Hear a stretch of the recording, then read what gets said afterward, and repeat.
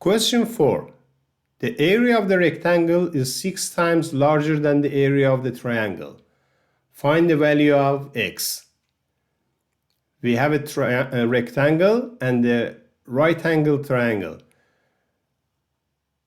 The length of the rectangle is 18 centimeter and the width is x centimeter. And the base of the triangle is 5 and the height is 6. To solve this, we need to find the area of both the triangle and the rectangle. Area of a triangle is given by 1/2 times base times height. Base is 5 as height is 6. So area of the triangle will be 1/2 times 5 times 6. 5 times 6 will be 30. Divided by 2 will be 15. Now we need to find the area of the rectangle. We know that the area of the rectangle is given by length times width.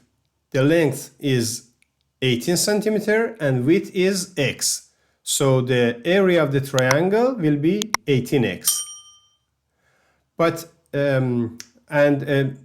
the problem statement states that the area of the rectangle is equal to 6 times of area of the triangle.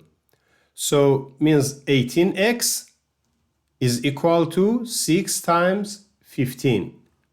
6 times 15 is 90. So 18x is equal to 90.